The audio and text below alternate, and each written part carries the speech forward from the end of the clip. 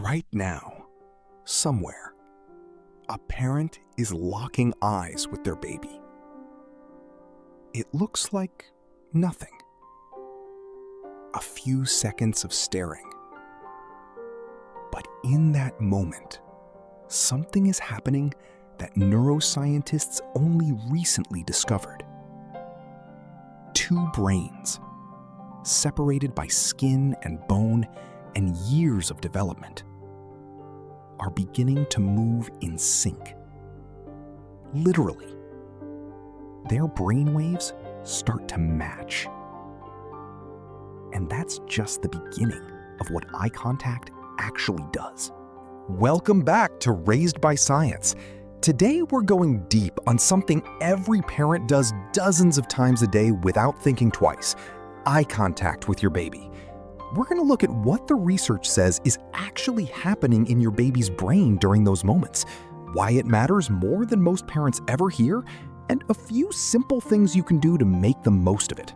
Let's get into it. Let's start with the discovery that surprised researchers themselves. Using EEG equipment, which measures electrical activity in the brain, researchers at Cambridge studied what happens when parents and infants make eye contact.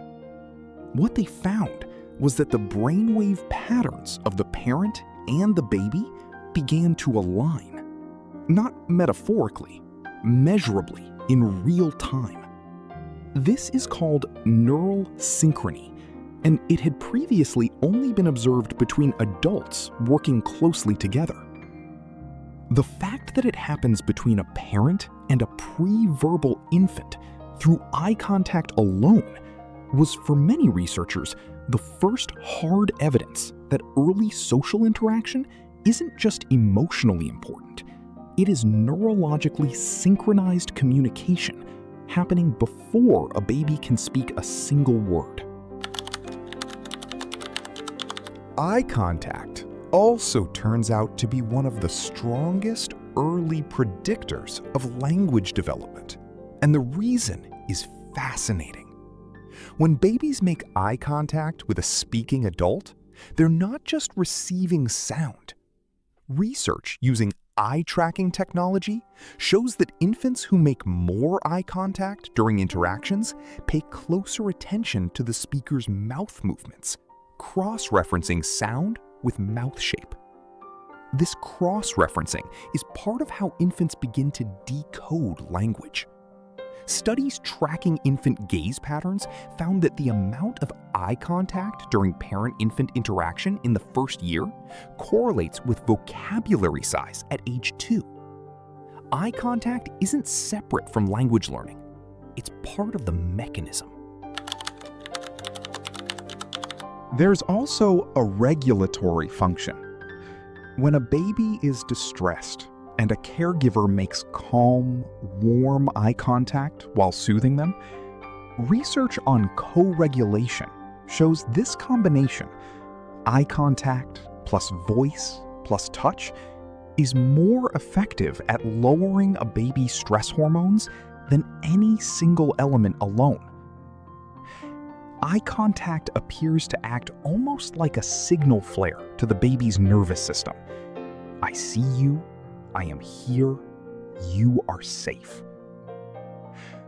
Over time, repeated experiences like this are part of how infants build their own internal sense of safety, the foundation of secure attachment.